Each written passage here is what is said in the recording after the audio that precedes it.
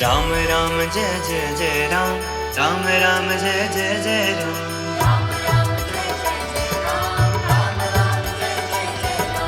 राम राम जय जय जय राम, राम राम जय जय जय राम। राम राम जय जय जय राम, राम राम जय जय जय राम। मेरे राम। राम राम। आप सभी लोगों का कक्षा में स्वागत है और कक्षा का विषय क्या है? मेरे राम। 14 दिनों तक मैं भगवान श्री राम जी के बारे में बहुत सारी चर्चाएं करूंगा और ख़ास तौर से मैं उन विषयों को लूंगा जो अनछुए हैं या फिर जिन विषयों को लेकर बड़ी भ्रांति है या जिन विषयों को लेकर सनातन धर्म संस्कृति पर और श्री राम जी के चरित्र पर छींटाकशी होती है और हम उसका उत्तर नहीं दे पाते। प्रभु श्री राम के बारे में सब कुछ बता पाना मेरे जैसे व्यक्ति के लिए संभव नहीं है। वो परब्रह्म है और उनकी जो लीलाएं हैं उसको समझा पाने में मैं पूरी तरह सक्षम नहीं हूँ, लेकिन हम उन बातों को ज़रूर जानेंगे और हमें जाननी चाहिए जिन बातों को लेकर समाज में कुछ लोग सनातन धर्म संस्कृति पर जानबूझकर हमला करते हैं, क्योंकि वो जानते हैं प्रभु श्री राम हमारी संस्कृति के प्रतीक है। मैंने श्री राम जी के बारे में जो चर्चाएं सुनी हैं वह दो लोगों से मुख्यतः सुनी है, एक मेरी माँ और एक पूजनीय विजय कौशल जी महाराज। तो मैं सबसे पहले इन दोनों लोगों को प्रणाम करना आवश्यक समझता हूँ। हृदय से नमन करता हूँ, हृदय से प्रणाम करता हूँ। बातचीत में आगे बढ़ाता हूँ। मेरी जो बातचीत आपसे होगी उसमें भाव पक्ष थोड़ा सा कम होगा, ज्ञान पक्ष थोड़ा अधिक होगा। इसलिए हो सकता है कि बीच बीच में आप लोगों को ये लगे भजन नहीं आया, बीच बीच में लगे कि भाव नहीं उमड़े, लेकिन मेरा ये प्रयत्न है कि हम साहित्यिक दृष्टि के साथ साथ इतिहास वाले दृष्टि से भी प्रभु श्री राम को समझें। यानी इतिहास यानी इतिहास, इतिहास यानी वो जैसा समय है वैसा ही वर्णन है। आप समझ रहे हैं? साहित्य में हम लोग कई बार अपनी सुविधा के या भाव के अनुसार काल में भी परिवर्तन कर लेते हैं, चरित्र में भी परिवर्तन कर देते हैं, लेकिन इतिहास में यह नहीं होना चाहिए। हालांकि हुआ है और उसका एक बहुत बड़ा खामियाजा हम सभी लोगों को भुगतना पड़ा है, लेकिन यह होना नहीं चाहिए। मैं प्रभु श्री राम का इतिहास की दृष्टि से वर्णन करूंगा। मैं रामायण के आधार पर, रामायण किसने लिखी? भगवान वाल्मीकि जी, जिनको भगवान भी कहा जाता है। भगवान वाल्मीकि जी ने, महर्षि वाल्मीकि जी ने, उन्होंने जो रामायण लिखी है उसके आधार पर, ना कि रामचरितमानस। रामचरितमानस किसने लिखी? प्रभु गोस्वामी तुलसीदास जी ने। तो मैं जो राम जी का वर्णन करूंगा वो करूंगा ऋषि वाल्मीकि जी की रामायण के आधार पर, ना कि श्री गोस्वामी जी के रामचरितमानस के आधार पर। और इसके साथ साथ मैंने अनेक पुस्तकों का सहारा भी लिया। कम्ब ऋषि का सहारा लिया, कुछ पुस्तकें मैंने इधर रखी हुई भी हैं, और अनेक पुस्तकों के निचोड़ से जो चीज़ें मेरी समझ में आई वो मैं आपको बताऊंगा। तब आपकी समझ में आएगा श्री हनुमान जी की पूछ का राज, तब आपकी समझ में आएगा श्री हनुमान जी के उड़ने का राज, तब आपकी समझ में आएगा श्री राम जी का वह पुल, तब आपकी समझ में आएगा श्री राम जी का जन्म कब हुआ, तब आपकी समझ में वो बहुत सारी परिस्थितियां आएंगी जो श्री राम जी के सामने उपजी थी। एक एक कर बात शुरू करेंगे, लेकिन मैं खास तौर से एक समय का विशेष का आपके सामने उल्लेख करना चाहूंगा। हुआ क्या, कई वर्ष पुरानी बात है। एक दीदी आई, भैया भी साथ थे, मतलब वो जीवन साथी दोनों एक दूसरे के साथ थे, और उनके साथ एक लड़का था, किशोर अवस्था का लड़का था। और वो जब आए उन्होंने शिकायत भरे अंदाज में कहा कि ये नास्तिक होता जा रहा है, ये आस्तिक नहीं हो रहा है, और ये राम जी वगैरह को तो पढ़ना ही नहीं चाहता, समझना ही नहीं चाहता, कहता ये मिथक है, झूठ है, किस्से कहानियां हैं, मेरा इसमें कोई मन नहीं लगता, मैं तो विज्ञान पढ़ूंगा। मैं उस बालक की तरफ देखता हुआ दीदी से बोला अच्छा, आपको श्री राम जी के बारे में मालूम है? निशब्दता छा गई, क्योंकि उनको नहीं मालूम था। फिर मैंने दोनों को आड़े हाथों लिया। मैंने कहा, जब आप लोगों को नहीं मालूम, आपके माता पिता को नहीं मालूम, आपके नानी दादी दादा नाना इनको नहीं मालूम, परनाना परदादा परनानी परदादी उनको नहीं मालूम, उनके भी पर को नहीं मालूम, तो इस बच्चे पर प्रेशर क्यों डालना? इसे सिखाएगा कौन? और फिर मैंने कहा था उनसे, ये बहुत पुरानी बात है, तब मैंने कहा था उनसे, चलो मैं जब भी श्री राम की चर्चा किया करूंगा मैं आपको बताया करूंगा, आप लोग भी आइए, आप सीखिए।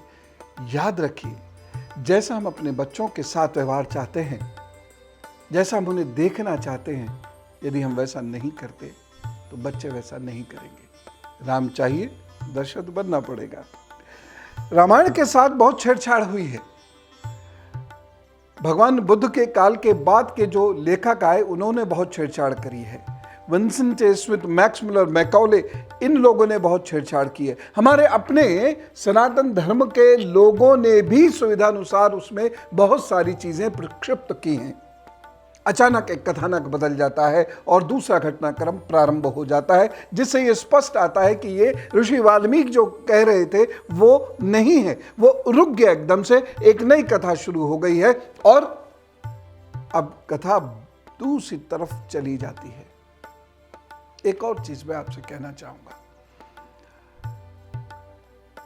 भारतीय शास्त्र, और मैं पूरे दायित्व से कह रहा हूं, आपको जो पसंद ना आए आप उस चीज को ना मानिएगा, आप अपनी ओपिनियन कमेंट बॉक्स में भी दे सकते हैं, बस दीजिएगा सभ्यता के साथ। भारत के जो धर्मशास्त्र हैं ये जातिवाद का भी शिकार हुए हैं, और जब आप गहराई से इसका अध्ययन करेंगे तो समझ में आएगा। और एक और चीज है, हम लोग खुद चमत्कारों में फंसना चाहते हैं, इसलिए हमने इतिहास पक्ष को बिल्कुल इग्नोर कर दिया और भारत का समाज एक ऐसा दुर्भाग्यवान समाज बन गया जिसे अपने इतिहास का नहीं पता। और हर चीज मैकॉले के सर पर फोड़ नहीं सकते आप, हर चीज अंग्रेजों के सर पर या मुगलों के सर पर नहीं फोड़ सकते आप। मेरा इतिहास पढ़ने के लिए किसी की इजाजत की जरूरत नहीं है। यदि वो स्कूलों में नहीं पढ़ाया जा सकता तो स्कूलों में कौन नहीं पढ़ा रहा? भारतीय ही तो नहीं पढ़ा रहे। कौन सिलेबस में शामिल नहीं कर रहा 1947 के बाद? भारतीय ही तो नहीं कर रहे हैं। लेकिन उस सबके बावजूद क्या कोई बंधन है? क्या कोई रोक रहा है हमें? क्या कोई जेल में डाल देगा हमें यदि हम अपने धर्मशास्त्रों का अध्ययन नहीं करेंगे तो, या करेंगे तो? कितने लोगों ने किया ना, जिन लोगों ने किया उन्हें सुना नहीं। क्यों नहीं सुना? क्योंकि ज्ञान पक्ष थोड़ा बोरिंग होता है और साहित्य पक्ष में रुचि बहुत होती है। इसलिए कोई भी कथानक कहीं से भी जोड़कर प्रस्तुत किया जा सकता है। अलंकृत भाषा का प्रयोग मन में एक उत्साह का संचार कर देता है, लेकिन इतिहास का नाश हो जाता है। अब उसकी चिंता किसे है? अच्छा क्या है जब दोनों साथ साथ चले, इतिहास भी अलंकार भी। बातचीत शुरू करता हूं और दो नोट्स पर। पहली चीज, मेरे लिए प्रभु श्री राम इतिहास का हिस्सा है, वह मिथक नहीं है। रामायण इतिहास का हिस्सा है, इतिहास का बखान करता है ये ग्रंथ, ये भी मिथक नहीं है। तो वो सारे लोग जो मिथ बोलते हैं, मिथ, वो मेरी बात को और ध्यान से सुने। उनके अपने काउंटर आर्ग्यूमेंट्स हो सकते हैं और मुझे खुशी होती है किसी भी तर्क का जो सभ्यता से पूछा गया प्रश्न हो उसका उसी प्रकार से उत्तर देने में। जितना मैं जानता हूं अवश्य बताता चलूंगा। मैं पहले भी कह चुका हूं, सारे विषय एक साथ कवर नहीं हो सकते, तो जितने भी हो सकते हैं ठीक है, बाकी आप प्रश्न करेंगे, समय रहते मैं फिर उन प्रश्नों के उत्तर दूंगा। लेकिन मेरे लिए ये दोनों इतिहास हैं और इसीलिए मैं जहां एक और वेदांत दृष्टि होगी वहीं दूसरी ओर पुराण दृष्टि भी हो सकती है, लेकिन इतिहास दृष्टि भी होगी। लगभग 300 रामायण हैं और देश विदेश की सारी रामायण मिलाने के बाद तो इनकी संख्या 600 या उससे भी कहीं अधिक पहुंच जाती है। बहुत सारे ग्रंथ इस प्रकार से हैं कि उनके सामने, किसी क्षेत्र विशेष के सामने जो हुआ, उन्होंने केवल उतना लिखा। मैं आपको अपनी बात को उदाहरण से कहना चाहता हूं। जैसे एक छत्तीसगढ़ की रामायण है, छत्तीसगढ़ी रामायण जिसे कहते हैं। छत्तीसगढ़ की एक खासियत है, आपको पता है क्या खासियत है? वह प्रभु श्री राम को अपना भांजा कहते हैं। तो उन्होंने जो भी प्रभु श्री राम के बारे में लिखा है, छत्तीसगढ़ी रामायण, प्रभु श्री राम के बारे में जो भी कुछ कहते हैं, और वहाँ पर एक बड़ा काम करके दिखाया है डॉक्टर मन्नूलाल जी यदु ने। तो वो जो छत्तीसगढ़ी रामायण है, वो रामायण क्या कहती है? भांजे श्री राम के बारे में कहती है। ऐसे ही ऋषि कम्म ने भी रामायण को लिखा है, जो बिहार राष्ट्रभाषा परिषद पटना से 2 भागों में प्रकाशित है। लेकिन इसके अलावा भी बहुत सारी रामायण है। जिसने जैसा महसूस किया, उसने अपने प्रभु के बारे में वैसा लिखा, और सब सही है। भाव को हम किसी के नहीं रोक सकते, वेग को, भक्ति के वेग को हम नहीं रोक सकते। कोई यदि प्रभु का नाम लेके राम राम करके हंसना चाहता है, वह भी बहुत श्रेष्ठ भक्त है। जो रोना चाहता है, वो भी बहुत श्रेष्ठ भक्त है। जो उनकी वीरता के किस्से कहना और सुनना चाहता है, वो भी बहुत श्रेष्ठ भक्त है। जो उनके अध्ययन के किस्से सुनना और कहना चाहता है, वह भी कम श्रेष्ठ भक्त नहीं है, वो भी बहुत श्रेष्ठ भक्त है। लेकिन बात यही आ जाती है, जब ये कहा जाता है कि प्रभु श्री राम पुरुषोत्तम कैसे हो सकते हैं? उन्होंने अपनी पत्नी को छोड़ दिया, और वो भी जंगल में छोड़ दिया, अकेले छोड़ दिया, निराश्रित छोड़ दिया। तो जो व्यक्ति ऐसा कार्य करेगा, वह पुरुषोत्तम कैसे हो गया? एक और बात कही जाती है, शंभूक, उसका वध कर दिया उन्होंने, जाति के आधार पर वध कर दिया। पुरुषोत्तम कैसे हैं? एक और बात आएगी, बाली को पीछे से मारा ना, पुरुषोत्तम होते तो आगे से मारते, युद्ध करके मारते। मां सीता के लिए कहते हैं, धैर्य नहीं था, अपने देवर की बात नहीं मानी, नहीं तो लक्ष्मण रेखा के पार नहीं जाती, और नहीं जाती तो इतना उपद्रव नहीं होता।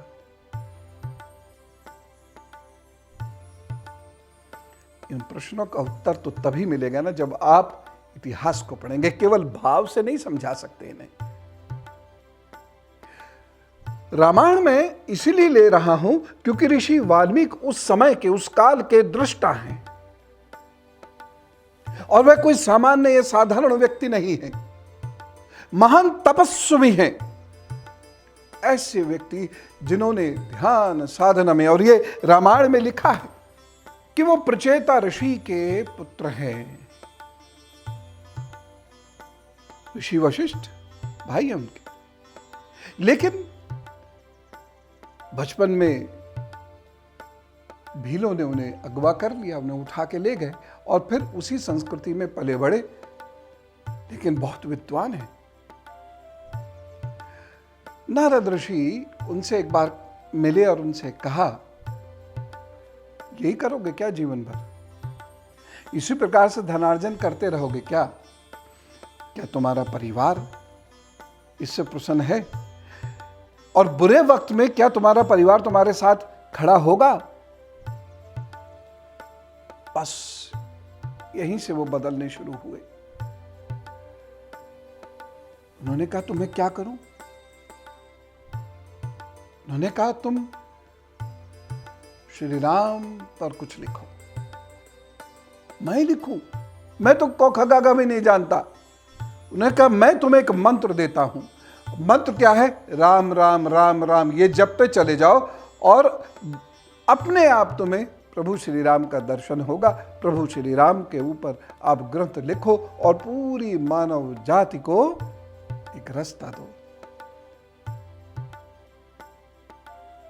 अब ये तो चूंकि बचपन में ही अगवा हो गए थे, तो उन्हें पता तो था नहीं। तो ऐसा एक वर्णन आता है कि ये मरा मरा मरा मरा मरा मरा कहने लग गए राम राम की जगह। यद्यपि मुझे कुछ जमती नहीं ये बात, लेकिन हो सकता है मरा मरा कहने लगे हो। लेकिन मैं इतना ज़रूर जानता हूँ कि बुद्ध काल में पाली भाषा में मरा मरा मरा एक शब्द होता है, तो कहीं ये वही शब्द तो नहीं है, उसका तो इसी प्रकार से प्रयोग नहीं हुआ और इनके लिए लिखा हो कि उस प्रकार से प्रयोग, क्योंकि बहुत सारी ऐसी चीज़ें हैं जो उस वक्त में बौद्ध बने, उस वक्त में जो बौद्ध बने उन्होंने कुछ चीज़ों का समावेश इस प्रकार से कर दिया गया कि जिससे रामायण अपने मूल रूप से हट गई। खैर, उन्होंने इस प्रकार से इसका जप करना शुरू किया और धीरे धीरे ये तपोनिष्ठ होते चले गए, तप में डूबते चले गए। इस कदर डूब गए कि दीमक ने इनके शरीर में स्थान बना लिया और इनका नाम पड़ा वाल्मीकि। इनके दो नाम और भी हैं, रत्नाकर और अग्निशर्मा। एक बहुत विशेष बात है रामायण में और वो है काल गणना। राम का जो युग बताया या जो रामायण काल हम कहते हैं, रामायण में और रामचरितमानस में एक अंतर है और वो ये है, रामायण उस पूरे काल का विस्तृत वर्णन करती है, जबकि रामचरितमानस प्रभु श्री राम को ही केंद्र में रखकर बाकी सभी परिस्थितियों का ताना बाना बुनती हैं या कहानी कथाओं का ताना बाना बुनती है। दोनों में एक अंतर है। इसलिए रामायण में भूगोल की जानकारी है, रामायण में जलवायु की जानकारी है, रामायण में बहुत सारी ऐसे सूत्र हैं जो जीवन जीने के लिए बड़े आवश्यक हैं। रामायण में ब्रह्मांड की जानकारी है, इसलिए प्रभु श्री राम का जब जन्म होता है तो रामायण के अनुसार हम उनके जन्म की आकाशीय स्थिति देखते हैं, उनकी कुंडली देख पाते हैं और एग्जैक्ट समय क्या है जन्म का ये निकाल पाते हैं। रामायण कोई सामान्य ग्रंथ नहीं है, ये मनोवैज्ञानिकों के लिए बहुत महत्वपूर्ण ग्रंथ है, ये फौजियों के लिए बहुत महत्वपूर्ण ग्रंथ है। यदि आप अपने जीवन में लीड करना चाहते हैं, हाँ, if you want to inculcate leadership qualities, Ramayana आपको सोल्यूशन देता है। इसलिए ये बहुत महत्वपूर्ण ग्रंथ है। लेकिन रामायण का काल क्या है? 3 मत हैं। एक मत है 7000 वर्ष पूर्व का, दूसरा मत है लगभग 11 से 13,000 वर्ष पूर्व का, और एक तीसरा मत है 8.25 लाख वर्ष से 9.25 लाख वर्ष पूर्व का। यानी राम जी या तो 5,000 वर्ष पूर्व हुए हैं, यानी 7,000 हो गया, या 12,000 वर्ष पूर्व हुए हैं, और या फिर 8.25 लाख से 9.25 लाख वर्ष पूर्व हुए हैं। ये स्पष्ट कैसे होगा, ये मैं आपको बताऊंगा। लेकिन एक चीज याद रखिएगा, और ये मैं बहुत जिम्मेदारी से कह रहा हूं, और खास तौर से जो युवा लोग हैं उनसे कह रहा हूं। दुर्भाग्य कैसा है हमारे साथ कि हम विश्व गुरु थे, लेकिन जो विश्व का कैलेंडर है, जो प्रचलित कैलेंडर है, वो भारत का कैलेंडर नहीं है, वो पश्चिम का कैलेंडर है। और उसके अनुसार इस युग का प्रारंभ कब होता है? ईसा के जन्म से, 1 AD से। और इसीलिए बहुत सारे क्रिश्चियंस तो ये भी कहते हैं, और मैंने बचपन में खूब सुना है इन्हें, there was no world before. हाँ, कुछ छोटा छोटा कुछ था, असभ्य लोग थे, लेकिन सभ्यता तो ईसा के जन्म के साथ ही आई। और इस बात को मानने वाले बड़े बड़े विद्वान लोग थे, और उनमें से कुछ विद्वान लोग दुर्भाग्य से भारत के पल्ले पड़ गए, और उन्होंने भारत के जो शास्त्र हैं, जो दर्शन हैं, क्या बोले? ये ईसा के जन्म के 700-800 साल पुरानी बात है बस। फिर उन्होंने, और ख़ास तौर से मैक्स मुलर ने, शायद 1000 साल पुरानी बात होगी, फिर चेंज करते हैं, शायद 1200-1300 साल पुरानी बात होगी बस। मैक्स मुलर ने कभी भी हमारे ग्रंथों को पढ़ने की कोशिश की ही नहीं। और आपको एक चीज और बता रहा हूं, संस्कृति को ये समझते ही नहीं थे।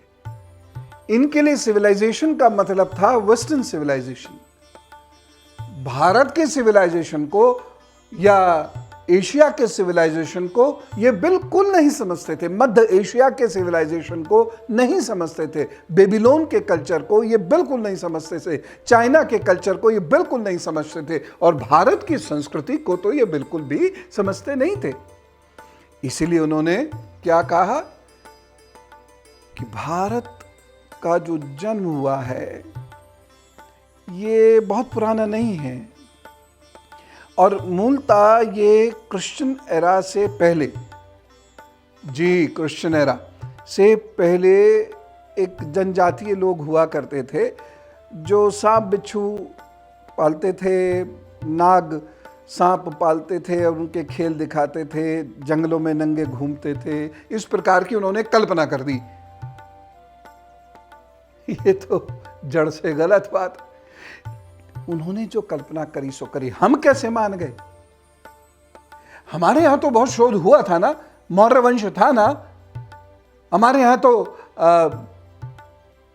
पूजनीय शंकराचार्य जी हुए ना। उससे पहले महावीर स्वामी का काल है नहीं है? उससे पहले या उसी के साथ साथ भगवान बुद्ध का काल है कि नहीं है? द्वापर युग है कि नहीं है? श्री कृष्ण का काल है कि नहीं है? और ये जितने भी काल है इनकी साइंटिफिक डेटिंग है हमारे पास। तो दरअसल अनसाइंटिफिक तो वो लोग हैं जिन्होंने ज्यादा ही साइंस पढ़ ली, क्योंकि उनके पास एक मेंटल ब्लॉक क्रिएट हो गया। जहां रोशनी है उन्हें दिख नहीं रहा है, वहां कह देते अंधेरा है। और इसीलिए इन्होंने क्या कहा, पूरा विश्व कैलेंडर की दृष्टि से सिर्फ 2 भागों में बटा हुआ है। एक वो जब ईसा आए और दूसरा ईसा के पूर्व। और यही चीज हमने अपनी पुस्तकों में पढ़ी। ये हमारे लिए शर्म की बात है। ईसा को पढ़ना शर्म की बात नहीं है, लेकिन सिर्फ उसी आधार पर स्वयं की डेटिंग करना यह शर्म की बात है। तो जी 5th BCE, before Christian era, before Christ. अब लेकिन चेतना आई है, और जब चेतना आई है तो मुझ जैसे लोग तो उसको कहते हैं कॉमन एरा। हम क्रिश्चियन एरा नहीं कहते। क्यों? क्योंकि वह गलत है। इसलिए कॉमन एरा। आप क्या कहेंगे? कॉमन एरा, बिफोर क्राइस्ट ये नहीं, एनो डोमिनो ये नहीं, बिफोर क्राइस्ट बिल्कुल नहीं कहना है, कॉमन एरा। तो जहां पर BC लिखा है ना, वहां कॉमन एरा करते हुए फिर 1st AD और 1st AD से फिर आगे। अब फिलहाल तक तो मजबूरी है, इसी तरीके से बढ़ना पड़ेगा, लेकिन आप उससे भी ज्यादा ध्यान दीजिए रामायण ग्रंथ पर। रामायण ग्रंथ आपको वैज्ञानिक विश्लेषण दे तो रहा है। रामायण ग्रंथ आपको यह बता रहा है कि कैसे कितना रास्ता श्री राम जी नाप रहे हैं, और ना केवल रास्ता नाप रहे हैं बल्कि कब कब कब नाप रहे हैं, और उस वक्त आकाशीय स्थिति यह है। और प्रोफेसर तोबायस और पुष्कर भटनागर जी, और मैं एक और नाम लेना चाहता हूं, सरोज बालाजी, इन लोगों की अथक मेहनत के साथ साथ एक नाम मैं और लेना चाहता हूं, प्रोफेसर निगम जो मैरियोलॉजिस्ट हैं। इन लोगों के अथक प्रयत्नों से, और इसके साथ साथ कुछ और विदेशी लोगों के प्रयत्नों से हमारे पास डेट्स है ना। पूरी रामायण डेट्स बता तो रही है, हम उसे देखते क्यों नहीं?